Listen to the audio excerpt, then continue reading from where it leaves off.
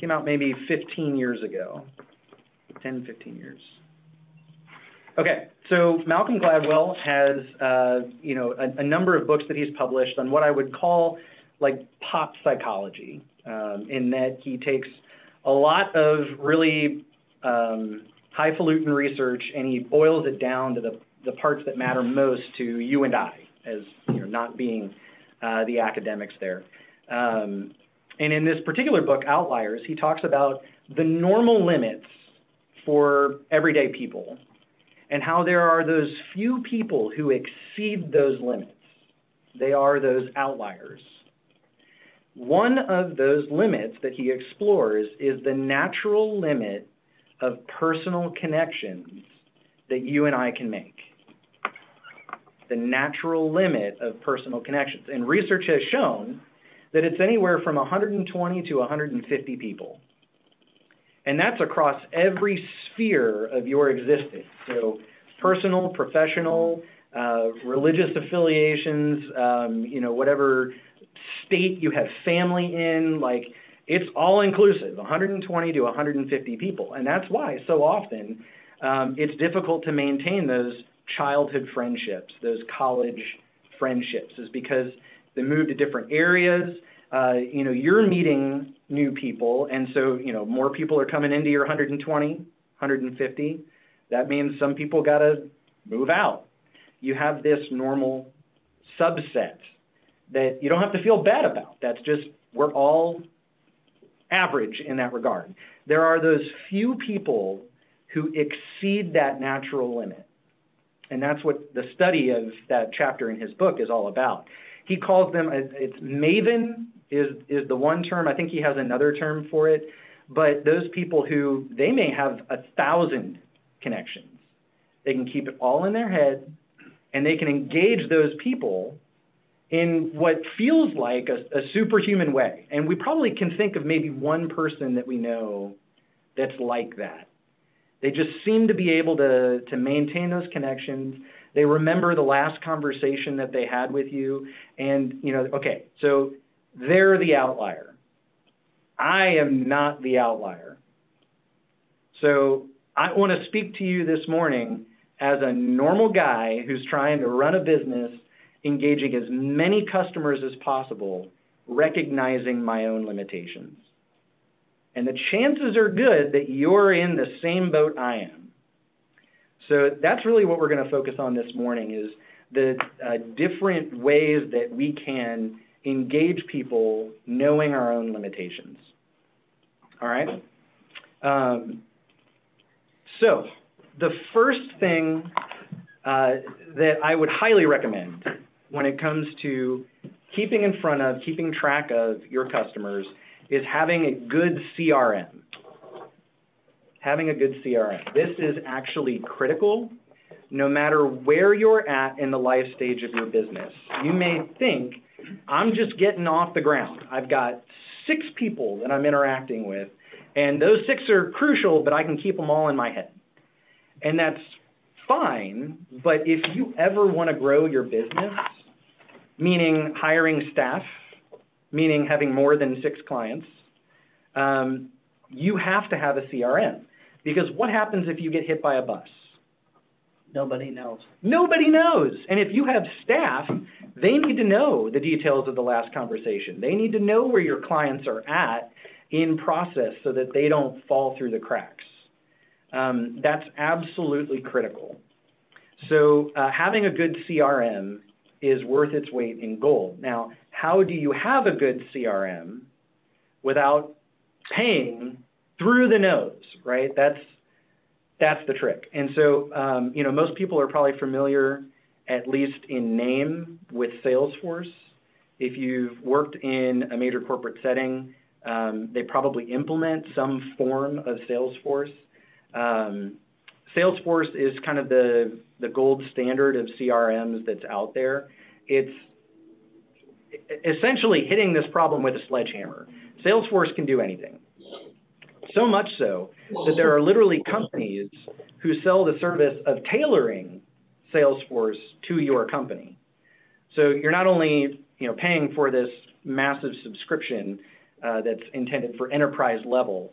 But then you're paying another company to make it do what you need it to do in as seamless a fashion.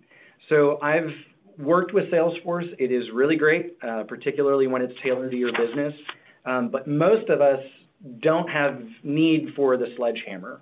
So what other tools are out there to help you meet the CRM need, but not, have to deal with this massive thing? So there are industry-specific CRMs. I mentioned my background as a financial advisor. Redtail, if you were a financial advisor, you would know the name Redtail. It's kind of the biggest player in that space.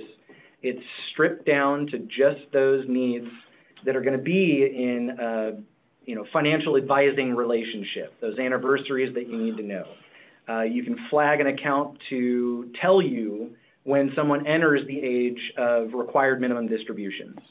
That's a significant date, and if you're managing somebody's pre-tax accounts, you have to know when that date happens.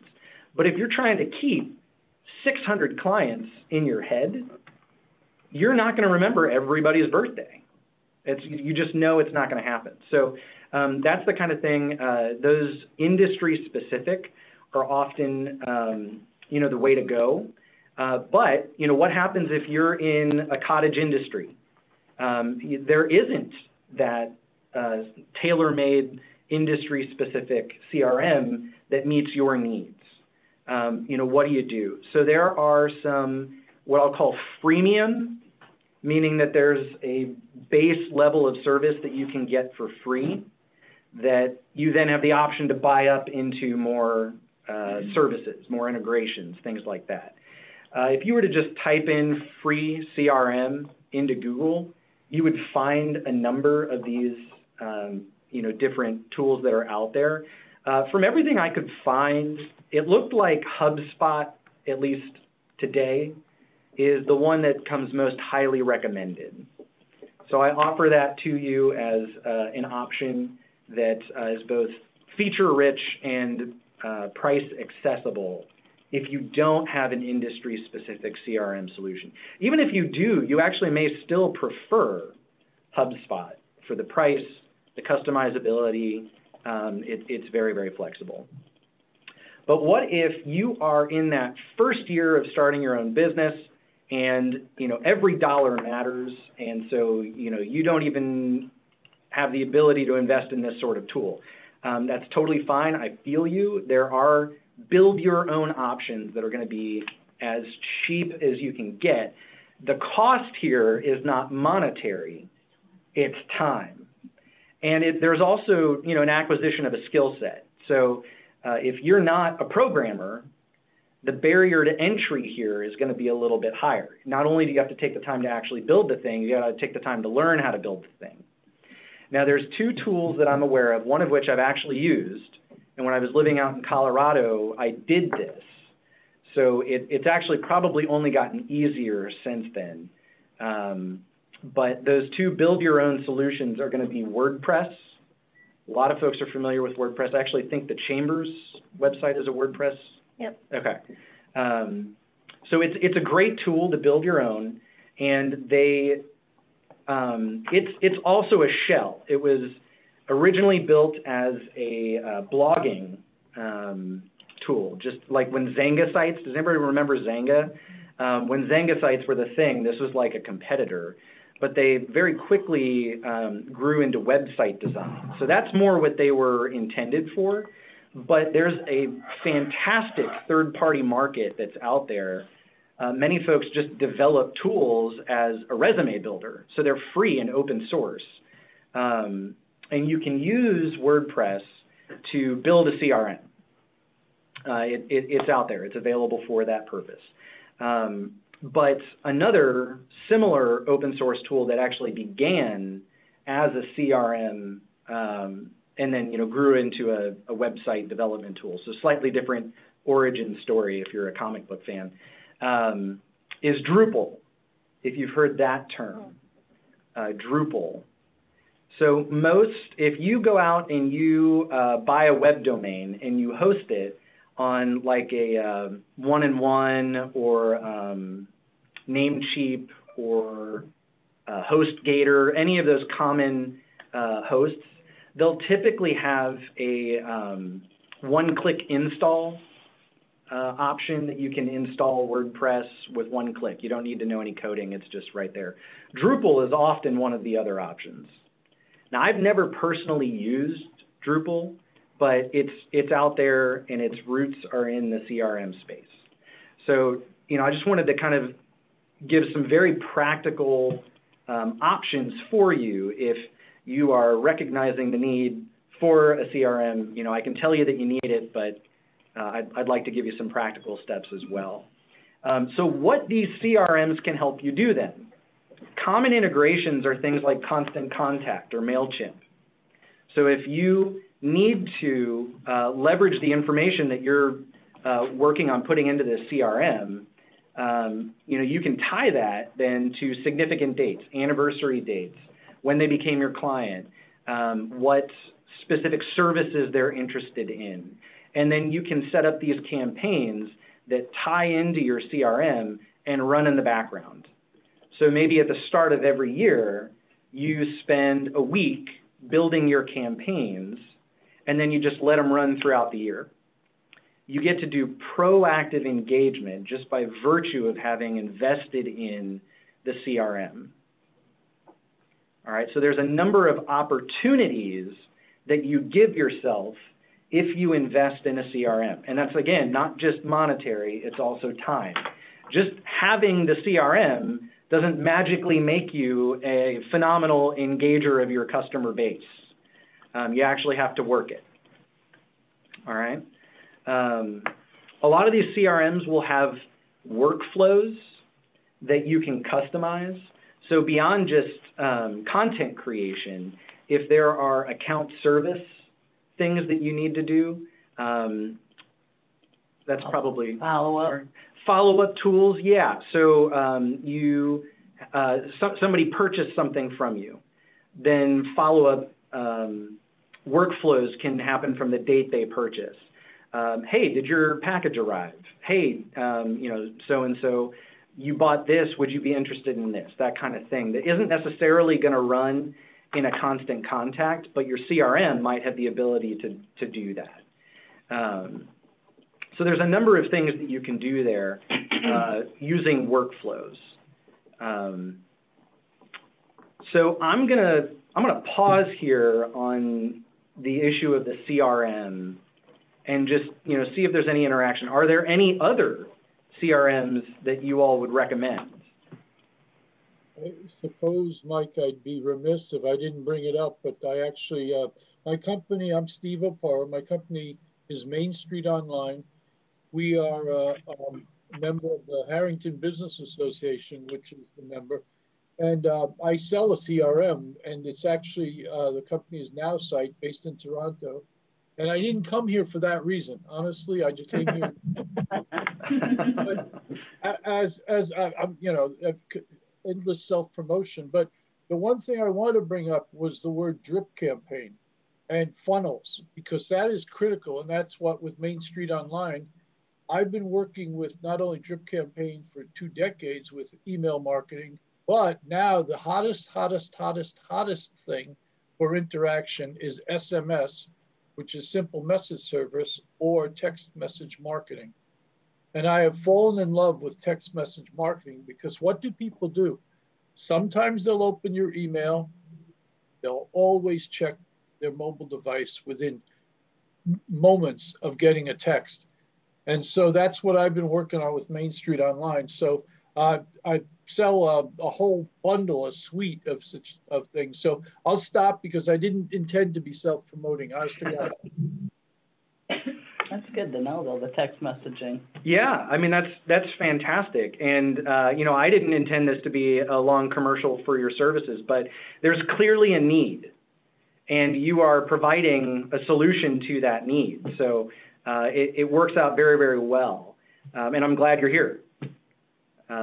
So yes, if you are in need of a CRM, don't hesitate to reach out then. Good. Any other thoughts or comments on this piece of customer engagement? I used the CRM years ago when I used to sell event tents. And I could schedule a follow-up call on my calendar continuously through the emails. And that was the part that I really liked, because you didn't forget anybody.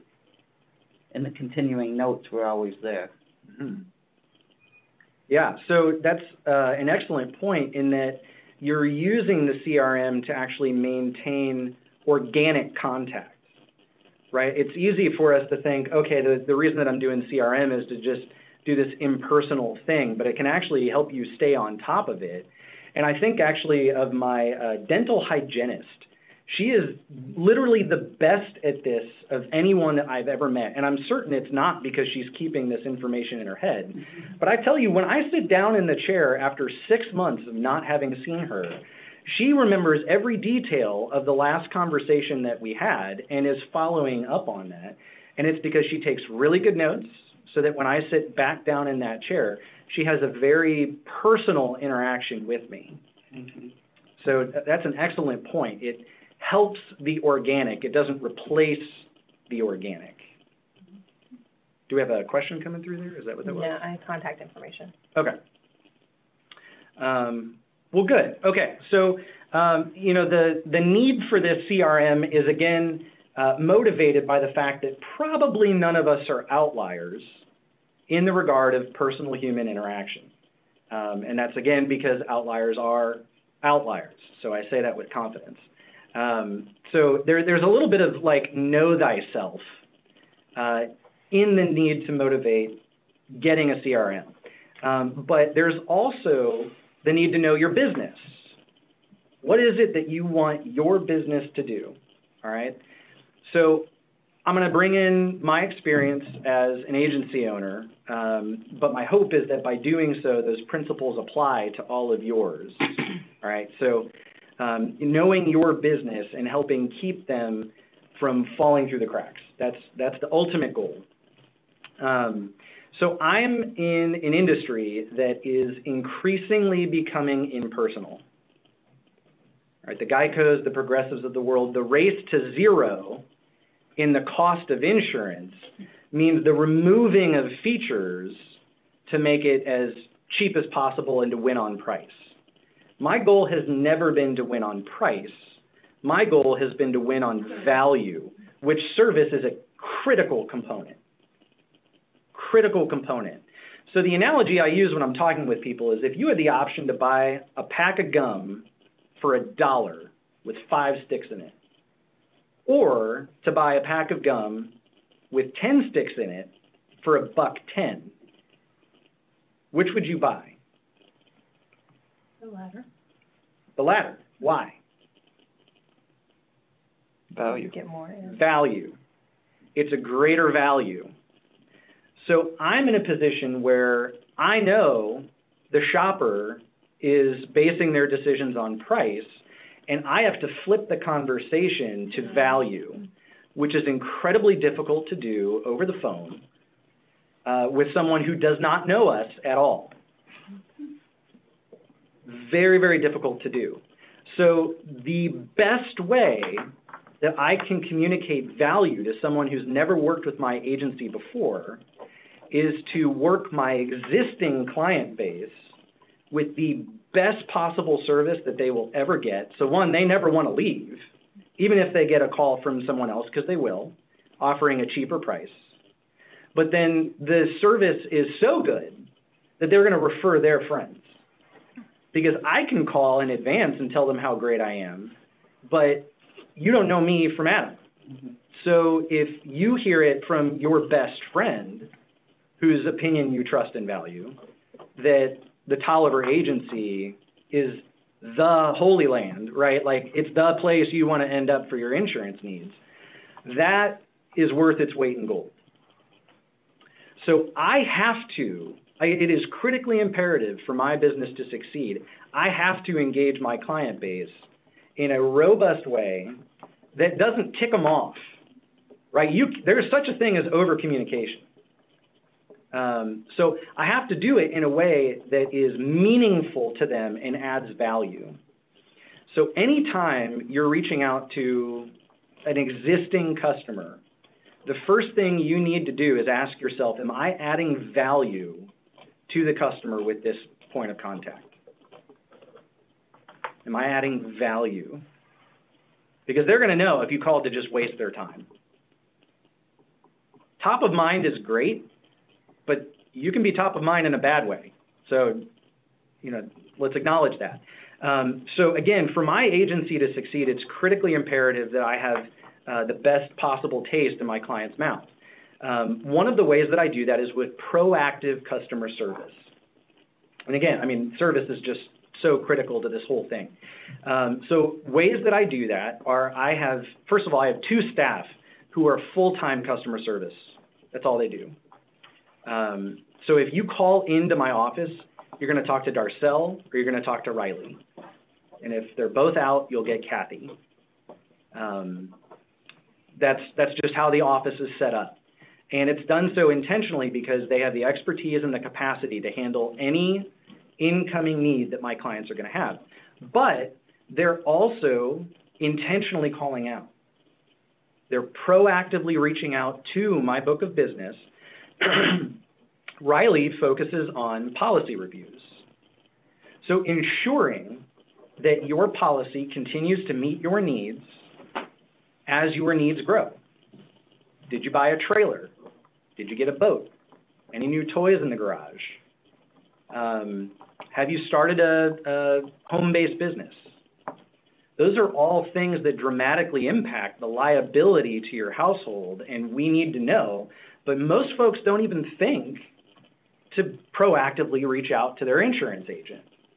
So when we call in advance, before they're even aware that there's an issue, that's incredible customer service. And Riley is really good at it. All right, so that's one thing that we do that is critical. Another thing is eliminating payment errors before they happen. So Darcel is every week calling out a list of folks who, for one reason or another, and actually this was even more meaningful the first 2 months of this year. Why? Because of COVID? COVID is the broader answer, but the specific answer is delays in postal service. Exactly, I was gonna say Oh, that. yeah. Right? So people mailing in their payments, doing what they normally do, being responsible policyholders, Allstate didn't get their payments.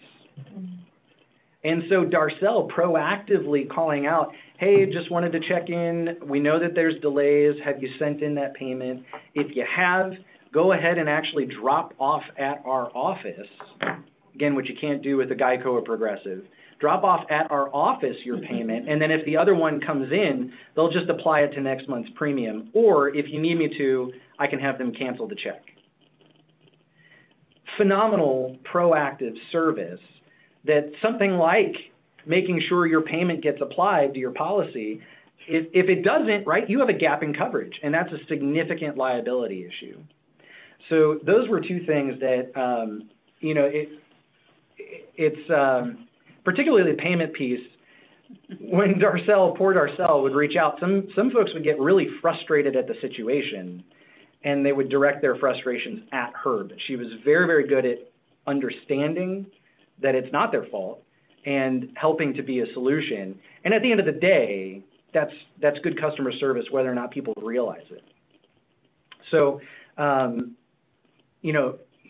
helping the client even when they don't feel like they're being helped, that's just an aside point, a little tangential here. But again, both Riley and Darcel are oriented around reactive customer service, which is what most people think of, like, hey, I just had an accident. There was no way to anticipate that. But then also the proactive piece of things, which, again, they cannot do without a CRM. So I'm going to bring it back to that. The next thing that I'm going to do is Allstate is unique in that they have 100% claim satisfaction guarantee. That means that if you have a claim, even if an adjuster comes out and they write you a check, you're not happy with it, there's a claims guarantee there. But mistakes happen. The claims go through the corporate center. There can be communication issues, you name it, right? So if you're left in the midst of a hard circumstance to interact with somebody over the phone that's at a call center, like every insurance agency has, every insurance company has, you're kind of left to be your own advocate. But when a claim happens, our agency gets notified. Allstate lets us know so that we can connect with the customer. Again, this is reactive because there's no way to anticipate these claims. But once they happen, they could just directly interact with the claim center and we could stay out of it. But we proactively then reach out to these customers who've experienced a claim and say, how can we advocate for you as you go through the claims process? We don't have to do it. No one's, like even from Allstate's perspective, requiring us to do that, but that is phenomenal customer service. And we do it because literally every single person in my office has had a claim. We know what it's like to go through that. Myself, the first house I bought, 4 months after I bought that house, it caught on fire. Worst feeling in the world. So in perspective, how would, other people, I sell memberships and I sell sponsorships, how in the customer service would you say to promote that? Great. So you have two groups of people that you're working with. Those who have bought in some form or fashion through membership or having purchased, what was the other you said? Sponsorships. So those people who have purchased and those people who have not yet purchased. So you can divide your attentions and your strategies into those two categories. Follow-up that's proactive might be after you have a sale of either membership or sponsorship, to follow up after a week or a month and to say, how did that work out for you? Are you getting the most out of your membership? What would be more valuable to you in the course of having this membership? Hey, sponsor, have you had the ability to track your ROI on that investment? What could we do to help you track your ROI? Is there something that would make it more attractive for you to purchase next time? That sort of follow-up, I think, would be very valuable. But this is an excellent question, and like I said... And that's where the CRM, again. The CRM, again, helps you do that. But, that's just me off the top of my head. I'm curious, how would you all answer that question? Well, with the dialogue, you can get wonderful referrals, testimonials, actually, that's a better word. You can say, well, Susie Smith tried this, and it really worked for her. You might want to chat, find out the results with the positive energy you received.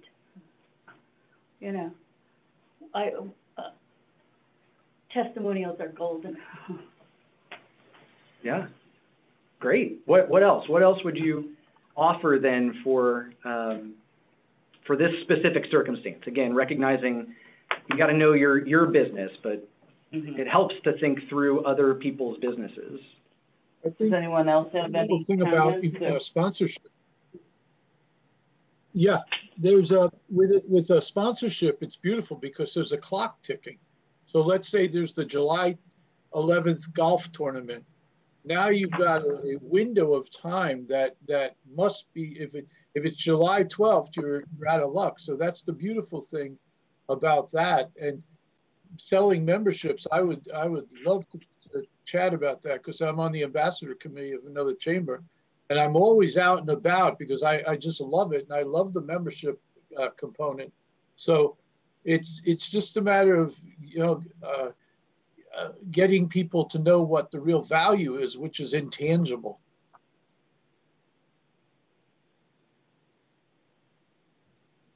Honestly, I think I hear from a lot of businesses in this chamber and others, people that aren't really active, and they just don't understand, especially through COVID, that they're doing anything. It's like they shut their emails off or whatever, and they're like, oh, the chamber's not doing anything for me, but they're not paying attention. Right, because it's two-sided. And interactive, yeah. Yes, you have to be involved. So maybe just reminding people, quarterly or something of, anything that NC, kind of making personal calls. I know we've gone out to things because businesses have called us personally to come out to events they're having. They made the difference between, okay, are we gonna be able to go to this one or this one? And so we picked the one that called us. So, I'm just thinking from what I'm hearing from Yeah. across Kent County, not just here. Great. Any other questions on proactive customer service? Okay. So the next thing that I started to allude to, I billboarded that we were going there, is top of mind. There's good top of mind and bad top of mind. And we obviously are all aiming for the good kind.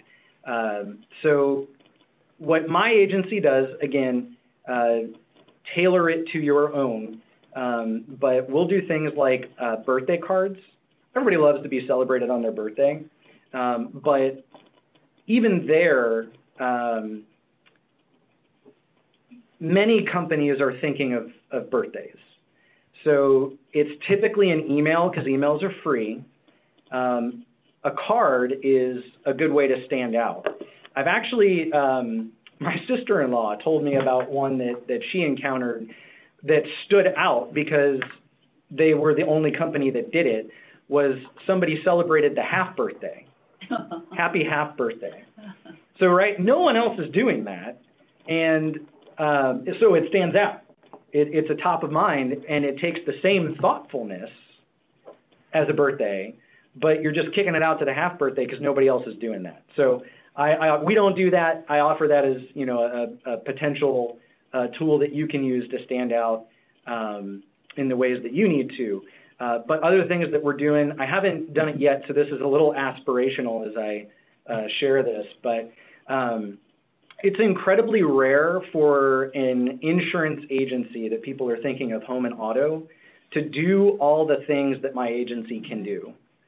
So people don't think, hey, I need to start saving for retirement. I'll call my Allstate guy. And I get that. It's an unusual thing, but we can do it. And so one of the ways that I want to stay top of mind, but top of mind in all of the ways that are, you know, I'm available to help my clients, is to create a quarterly newsletter. And the newsletter needs to add value to the customer. So using articles that have meaningful topics. So what about identity theft? What about what's happening in the market? What about personal interest stories of folks that had life insurance and a loved one passed away long before they were expected, right? Like, I've had the privilege of working with 2 widows throughout my career. And in both cases, they were being taken advantage of by their financial professional. And I can't tell you, like, even as I relate that, it gets my blood boiling. But that they would trust me in an incredibly vulnerable time to give them good advice. Like, those are the kinds of stories that people need to hear so that they're not in a position when it comes to that time.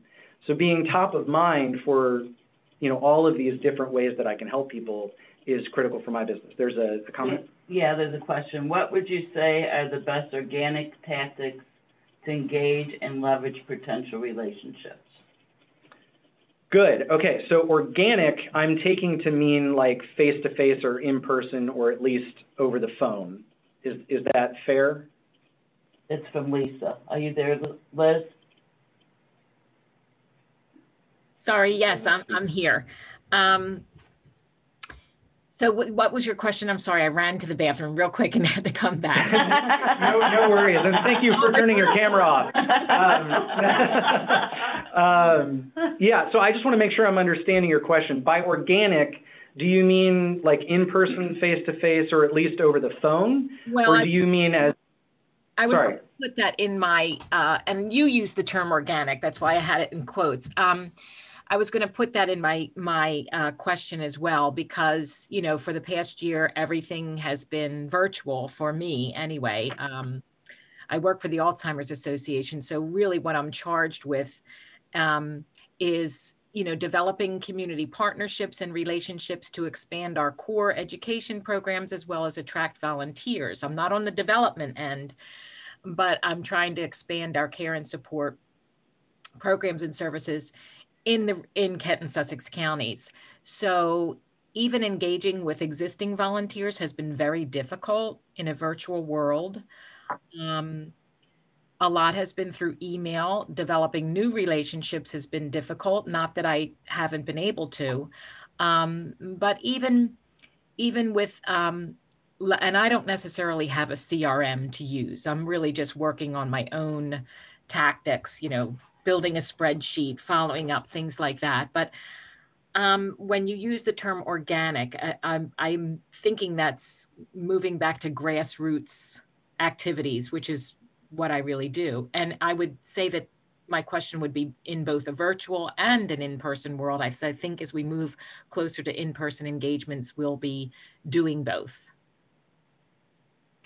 Yeah, so fantastic question. Then when I think I use the term organic, what I was referring to was things that are immediately relevant.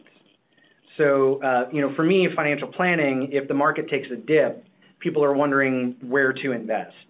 So, at that time, there's an organic nature to the interaction. It's not canned in advance, and whether or not it's of interest to them, I'm staying top of mind. So that's kind of what I meant. Now, I do have an example. So I'm on the board for Mid-Atlantic Orphan Care Coalition, which is a mouthful. We're looking at rebranding, we know. But you can look them up, orphancarecoalition.org. We had a hard time with this because we're in the same place. I am on the development side, but I'm there at the board meetings when we're talking about how to engage. We have ambassadors that we've, folks that are passionate about orphan care and fostering in the community. So how do we continue to engage with our ambassadors? How do we reach out to new potential ambassadors? And because it is a faith-based organization, the primary place that we're interacting is with different places of faith throughout the state. So what we did to create a little bit more of that organic engagement was to say that there was a sharp decline in the use of public services for orphan and foster care when the pandemic hit. And it's because quarantine, people not able to report the need through traditional methods. So there was a sharp decline. But it wasn't because the need went away. It was because the ability to identify those things did. So they knew that there was going to be a groundswell of, incoming needs once things started to return to normal, and they needed to prepare for that. So one of the things that we did was to, in essence, send out cold an invitation to every house of faith, people on staff, whether it's, pastors, staff members, whomever, the offer of a free article identifying resources in Delaware for when you do discover these needs, because we know you will, where do you go? Who do you talk to? And by tracking the connection from the email to the web resource on our website, we could see the effectiveness of that campaign, again, organic, determined by the situation of the times. So we could track the engagement with that, but then also the people to then take the next step and reach out to say, hey, I love what it is that you're doing. We want to be a solution to the coming problem. So that kind of connects with what it is you're trying to do. It seems like, are there enough takeaways there? No, it's true. We even tried to engage the faith community, and because a lot of, especially diverse populations, use their faith community as a means to seek resources, especially when it comes to dementia care. So we did, in a virtual environment, we held a faith, we invited pastors and staff from faith communities in the region to at least just attend a virtual coffee, kind of like this, just an hour, where we would just provide information on our care and support services that are available, all of which are free, our education programs. And at the time, several people were interested. They provided their information to have a staff partner follow up, but then we follow up and things just seem to fall flat in the virtual environment. Even with existing volunteers, they've remained inactive. You know, in person, they were having support group meetings. They were going out and presenting programs for us. But, you know, it's been a year. We moved everything to a virtual platform where we were able to pivot very quickly and change our programming to virtual programming. But as this year has progressed, we have continued to see less and less registrations for our online programming. And I think a lot of that is virtual fatigue and now competing with everyone else that's offering everyone virtually. So really it's just making those connections, which has been difficult. And I don't know if a lot of that is to blame on the pandemic and moving virtually. But I know. Well, let's open that to the floor then. You know, any thoughts for best practices on how to keep that fatigue from happening? Because you are getting people to raise their hand, right? Yes. Okay, so any best practices on preventing those folks then who raise their hands from falling off? Yeah. Liz, Barbara Steele, you and I had a wonderful phone conversation. We had met about a year ago at an event at my home, which I haven't had since March 10th. Mm-hmm. And I used to do 2 every single month. That conversation was very meaningful to me. And it was about a 20-minute conversation. But hopefully I shared some additional info for you, and you certainly did for me. So I don't know whether you felt it was beneficial, but continue to do that. I think that reaching out, even by telephone, we didn't do it Zoom. We just did it by phone, but we already knew one another too. Yes. And I think too, the email, I love the idea of the text messages.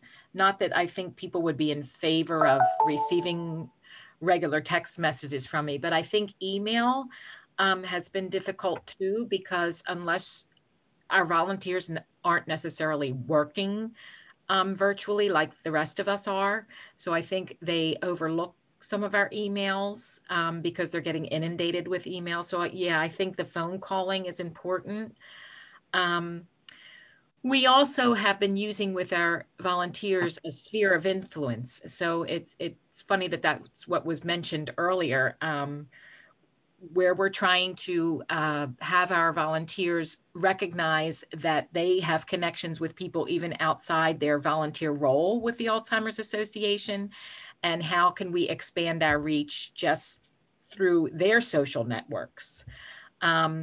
We've had a training program on that with our volunteers. But again, some are actively engaged. We send invites, but then I just think people are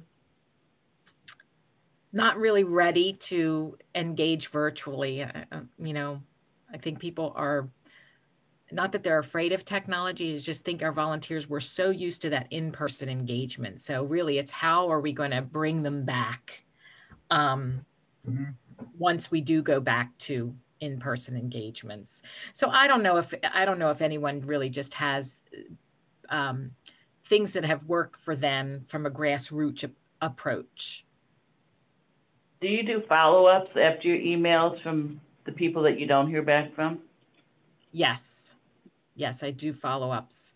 I had even one volunteer, a brand new volunteer, because it's kind of you have to go online, you have to fill out the application. It's a time-consuming process. And then they meet with me virtually. But then I had one volunteer who arranged a meeting to meet with me virtually to go through to finish the application process, if you will, and then literally no follow-up phone call. I called her by phone, email, and just nothing, like ghosted.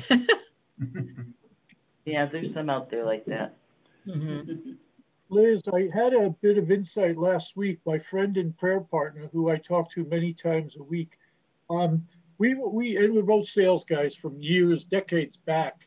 It used to be that 7 touches was good, meaning whether it's a face-to-face email, a text message, you know, a carrier pigeon. Now we realize in the era of multiple messaging, you have to break in to that. It now takes 12 touches to get to a desired result. And it's just, that's where the digital comes in, where you can do a drip campaign where you put it on autopilot with your funnel. So I thought about that as you were talking, that, you know, it's definitely a automated follow-up is a necessity in that regard. Yeah, and I think it's something that probably the association lacks. They track people as they're coming in as being unduplicated or not, but there's probably no drip program attached to that. It's really up to the field staff to continue expanding and reaching out. But we know that in the pandemic, actually as in Delaware, as the aging population is increasing, there's going to be a greater need for dementia care services and education. So that for me has been good. But I think too, part of my issue is that everyone's a potential new partner, or because there hasn't been, and I'm only one in Kent and Sussex County. So. Yeah, Liz, real quick, I'll just offer, and then we'll keep moving, but I also don't want to prevent any further conversation to maybe connect later. But so financial advisors are actually considered the tip of the spear on a lot of those identifying diminished capacities, because those of us that hold ourselves to a fiduciary standard, we're often the first to notice that an aging client is not making decisions like they used to. And so we'll do things like have clients sign a document that details points of contact if those are identified. And also, you know, elder abuse. Those are the two reasons that the government wants us doing that. But any financial advisor that is a CFP or holds themselves to a fiduciary standard in RIA, Registered Investment Advisor, those two capacities, they would make fantastic partners for you, especially if your resources are free. So you could literally blanket every single advisor that meets that criteria in the state, and they would probably be interested to take you up on your offer. Well, thank you for that. I appreciate that. That's a target audience I have not considered, so I appreciate that. Yeah, you bet, you bet. And, you know, cross-pollination of ideas is one of the reasons that meetings like this are so critical, because you potentially never know that otherwise. Yes.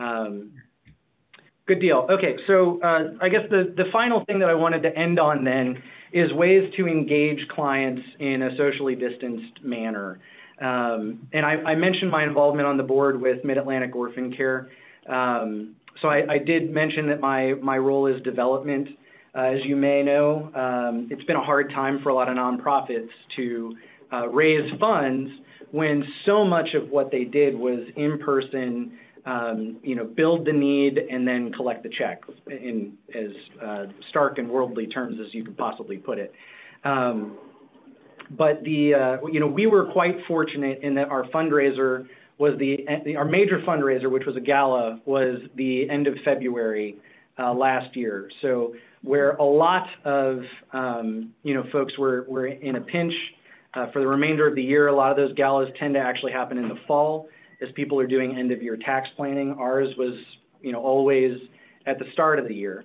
So we weren't in a financial pinch, but we knew the potential for this thing to drag on as it has, and so we needed to diversify our streams of revenue while still engaging the people who were most passionate about our cause. And so the first thing that we did was to begin the steps of opening up essentially a shop with branded content that would not only bring in revenue because people are buying our stuff, but also then by virtue of people having bumper stickers, wearing clothes, having coffee mugs, You know, they would essentially advertise our cause. So the first thing that we did was host a social media campaign for our first T-shirt, where those people already connected with our social media pages could vote on the design. We had like 6 or 8 designs for our first ever T-shirt, and simply by asking them which designs they liked best, not only did we get engagement, but we got them sharing the post so that people could vote for the designs they liked best. And then when the shirt was designed, you know, you had a ready market for people who were ready to buy the thing. Now, we're about orphan and foster care. We're not about selling T-shirts. So we almost don't even care how much revenue the shop itself brings in. We care more about the visibility it provides to the need. And that was one example of pretty immediate engagement that we got. And it was, we ended up, I think we netted $400 from our T-shirt campaign. But that was revenue that we did not have as a part of our budget. And we were able to use that to then pour right back into the opening of the shop. The T-shirts that we initially did were as expensive as you could make them, because they were, you know, one-off what's the word I want? Drop ship, you know, so you place your order, that one gets printed and then it gets mailed out, right? Mm-hmm. So that's the most expensive way to do it. But with the funds that okay, now we can actually have inventory. So we can mass print, reduces the cost for the next campaign. And yes, we can do a unique design. But what this turned in, we didn't know what this would turn into when we started. What this has turned into is in the fall, doing a design that connects with our spring gala. So we're actually leveraging it 2 ways. Not only does it engage you know, the folks that are most interested in our cause and expand their, you know, our message by their spheres of influence on social media, but then it starts to set the stage for the things that we're going to talk about at our major fundraiser in just a few months. So it ends up doing double duty, and we get really good engagement from that. So, you know, I know that good business practice is to expand in concentric circles, because you get to leverage a lot of your core competencies. But sometimes, just like we did, we're not in the business of selling stuff, but we used the business of selling stuff to amplify our message on the thing that we are about. So that's one example I'll throw out there, and I'm curious to the room if there are any other examples that you all have done of that same sort of thing. It may not be in your wheelhouse, but you did it to great effect to bring people into your wheelhouse. Anybody? I think you're muted there. Could you repeat the question? My mind drifted. Yeah, no worries. So again, this specific example is about our organization doing something that we're not about. You know, we're not a shop. We're not in the business of selling clothing. But we did that to raise the profile of the thing that we do care about. And so one way to engage our clients was to go outside of our wheelhouse to bring people into our wheelhouse. And so I'm curious if the room has any other examples of maybe how you've done that for your business. So you're looking for like a thinking outside the box type of solution with for marketing, combining two like I want to sell insurance, but I also want to promote this cause, and I want to make certain that this cause is promoted in a unique way. Is that what you're actually asking right now? That is a good way to restate what I am asking, yes. Okay, cool. Yes.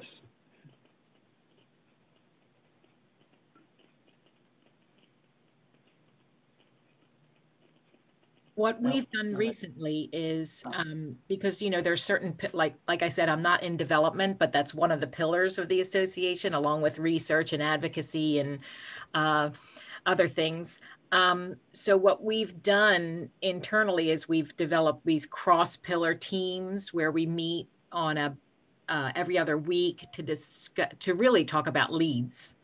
Leads where, for instance, if I'm doing an education program for, say, an organization like Delaware Hospice, well, that also is a cross-sell opportunity for me to maybe think about a development activity like our walk and maybe suggest to them that, hey, you guys should represent and develop a walk team and register, get a team together for the walk in Rehoboth in September. So those type of things, it really more cross-sell.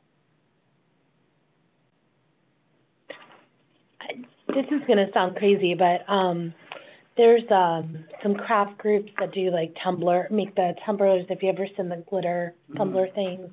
And one of the things they always talk about to kind of outside the box is take a logoed item with you everywhere you go, like a cup or something you're going to use that looks normal to carry, but it gets a conversation going and allows you to have a conversation with somebody in a grocery store or hair salon or something to get the word out about a business, organization, or anything. And they sell to the point where there are people that are making $60,000, $70,000 a year just doing those glitter tumblers. Hmm.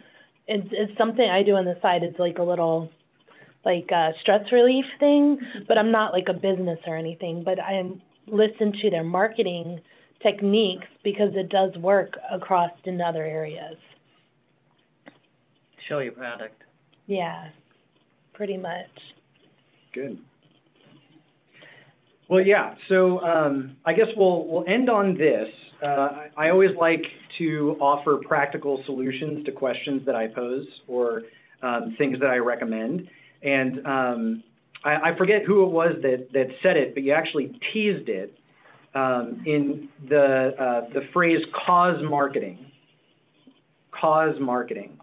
So I love event marketing. I can work a room. Obviously, I can talk, right? So, I love building those connections. Very, very difficult to do that in a pandemic or specifically quarantine. But business doesn't stop. So what can you do?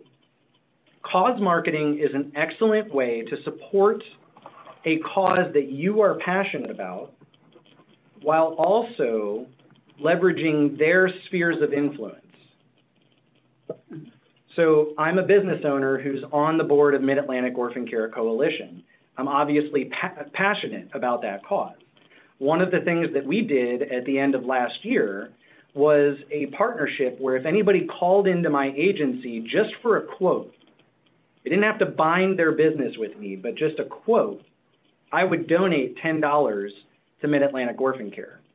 We, marketed this on social media because that was the best way to get in front of people during a pandemic. And, that leveraged their very committed, very engaged core group of people, and it gained exposure to my agency.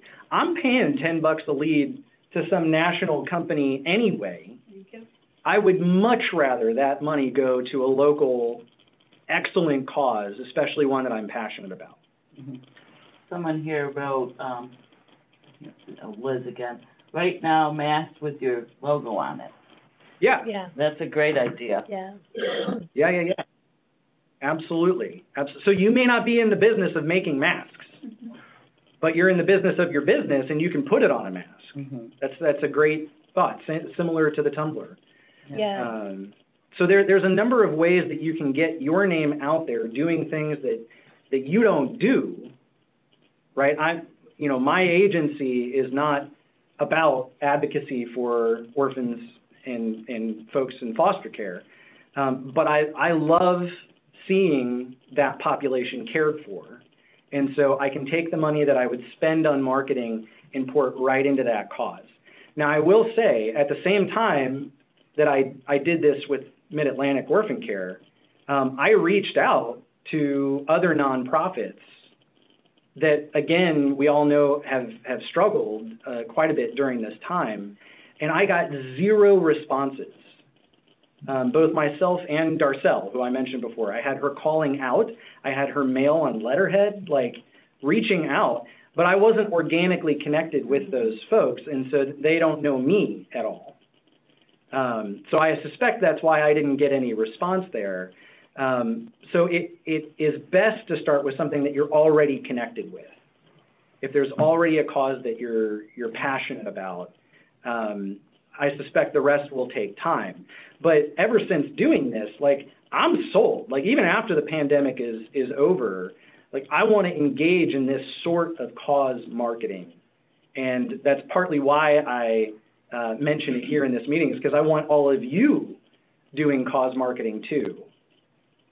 That's interesting, Mike. Literally yesterday, 24 hours ago, I read a story about the National Guard in DC was being fed substandard, and I obviously know what substandard is, called an MRE, but anyway, rancid. And I said to myself, you know what? There's something here and so I looked up feedtheguard.com. I called a local DC restaurant. I called the National Guard in DC, and I said, you know what, why don't I start a GoFundMe page? And all this happened within like 4 minutes. So I wholeheartedly 100% agree that cause marketing is the way to go, because it takes something that is overly populated, like I'm an insurance agent and buy insurance for me, versus I'm someone who's deeply concerned about orphan care, or I'm concerned about Alzheimer's or dementia or this or that. It puts a heartbeat behind the wallet of regular marketing. So I love cause marketing. Period. Anybody else? Questions? I just have, hello? Sorry? Yeah, it's just I don't know if a request or just a suggestion. Could everybody, or the ones who want to do it, I'm not here to tell you to do things you don't want to do, but I guess we're here to get to know one another as well, and a little outreach. So if you could put your contact information, name and contact information into the chat, that would be great. And then the ones who want to follow up with one another can do that after the call here. And I can also send an email to everybody with their contact information. Oh, okay. That is much All right. So just be good. So it's networking. And I also want to thank our sponsors one more time. We have the coffee house. You got it. Yeah, right there. Great place to grab some coffee. And Trey Sorrell. You can do Trace it. the rally. You can do it. Trey Sorrell. The Pot and ice cream. Great place to go play pot and get some ice cream. And then we'll include this flyer as well. Bikes. Thank you. Everybody see that? Yeah, Yep. And I can scan that and send everybody your flyer. that'd be great. Yeah. Thank you. Yeah. Thank you all for having me here this morning. Yeah, and thank you to the speaker. Very interesting. And you got some of the Thank you participants so talking much. great. Thanks. Thank you. I didn't, I have a car tonight, and like cars are rolling on Hi, me. Jen. Hey, What are these? I have no idea, but these are the cutest little things. That's why I scribbled that. Okay. Reese, With the Women's Sweet Journal. Sister, Mini Golf.